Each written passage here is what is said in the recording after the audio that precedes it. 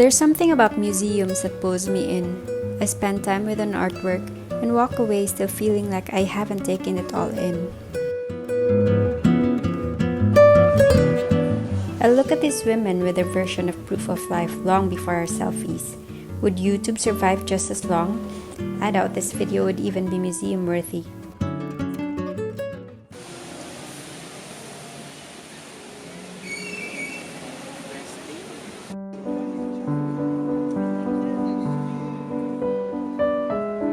We visited the lively Trafalgar Square on our second day in London.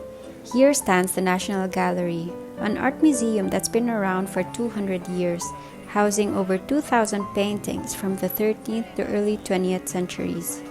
That's basically 800 plus years of art all in one place. Bogs.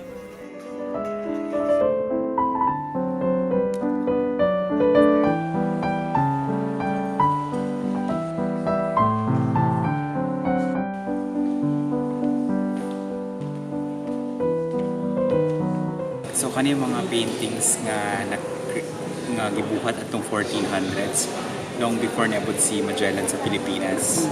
Okay? So magsugod ta karon sa akong favorite nga Dutch painting by Jan van Eyck.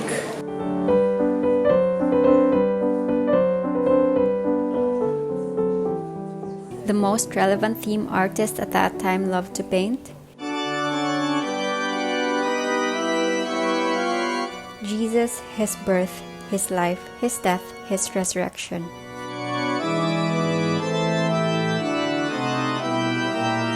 Obsessed kayo mga Europeans sa religion, they used it to colonize us.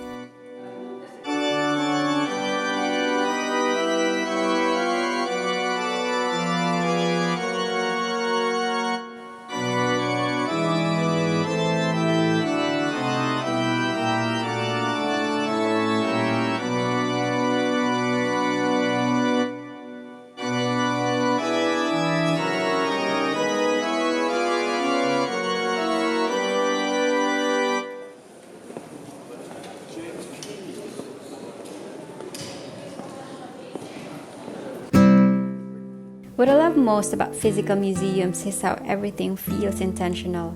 From the architecture to the room interiors, there's space to take in every piece. My favorites here were the portraits of women. I feel like I know them, like their problems back then are the same problems I have now, like I could even be friends with some of them. Sunod na tayo sa Millet. Jean-François Millet painted rural life in 19th century France, at a time when artists were leaving the studio to paint from nature. In his unfinished painting called The Faggot Gatherers, Millet was reminded by the constant fatigue of people's lives. 150 plus years later, and it's still true. I don't know much about art, but I recognize the brushstrokes of the famous Vincent van Gogh. For someone so depressed, his works were vibrant and vivid. People naturally gravitated to his paintings. They say Edouard Manet was one of the first French artists to paint modern life. This pair was originally one canvas cut in two, and we were lucky to see them reunited here temporarily.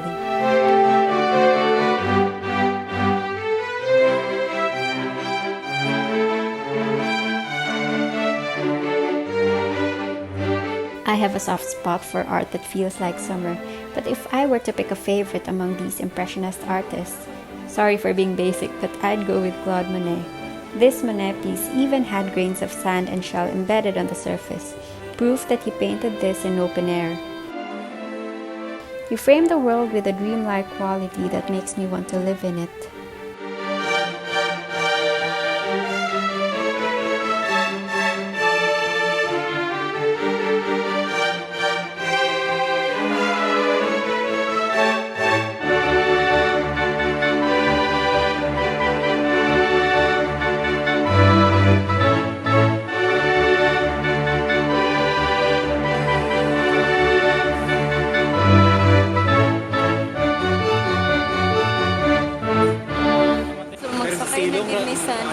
Mas mahal man ang 5 pounds sa taas. Aman mo, sa taas sa silong. Taas. 5 pounds. Paparapa. Andun na yun. Pabarahasa pa. Hammer Smith malagin eh. Mapinduta dali. Buwang. Wala man ka nakafocus. Nga naman eh. Kapila na makagituplok. Wala kay Leo, ma. Ulit siya sa Chelsea.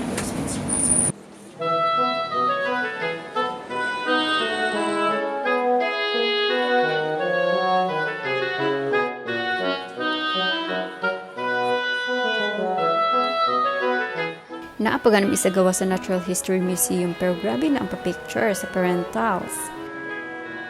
As soon as you enter, you're greeted by this gigantic skeleton of a blue whale, and it's only the first of the 80 million specimens from different segments of natural history here.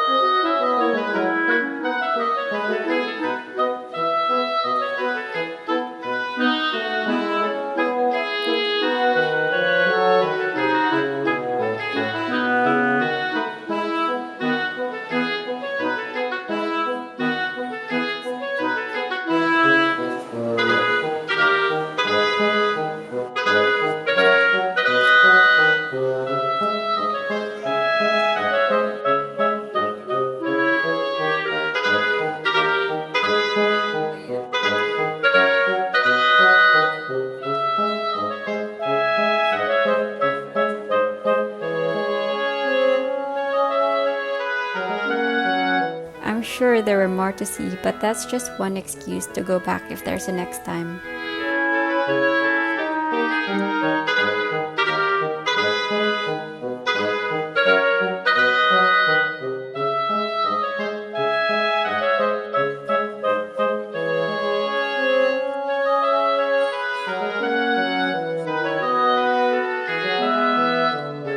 If you walk further down the road, you'll find the Victoria and Albert Museum. Nagpatsyada ni kunaan siya CR Solot. It is said to be the world's largest museum of applied and decorative arts, design, and historical craft traditions.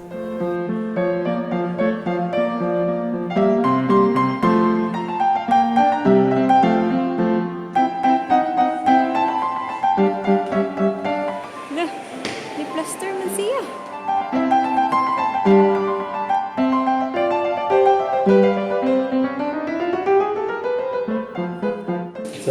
Ambot mo vase.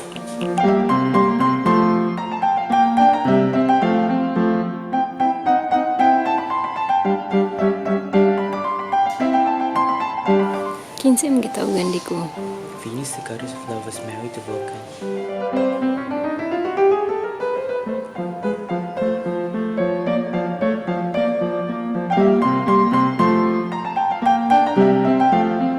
Mga kababayan!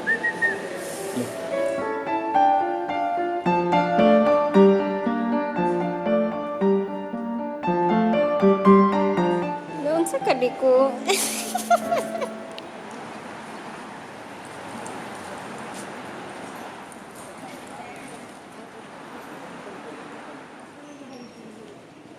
Orang Buckingham. Kita niyo pa? Sakay kang ingat tumako. Kung magbayad. Sakay.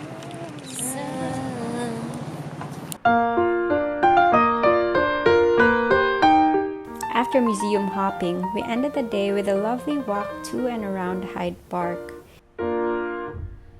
Ano man ni doon?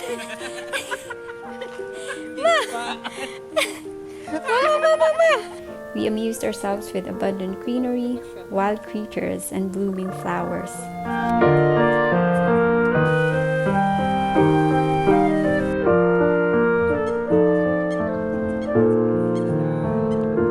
Is the hero consent?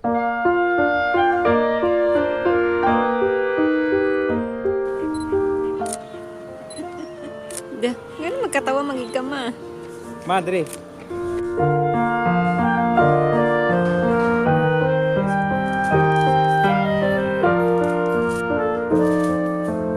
And when it got too cold, we warmed up with pretty and filling pastries and hot tea by the lake.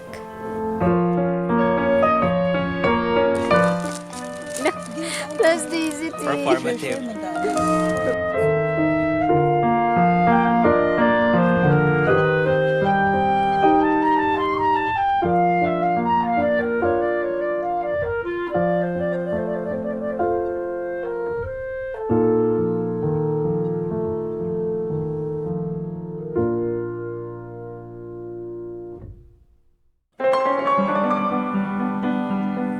Museums have a way of pulling me in. True to its etymology, museums feel like a holy place, a temple. It's a church I would gladly attend if it meant being surrounded by art and by people who find comfort in it.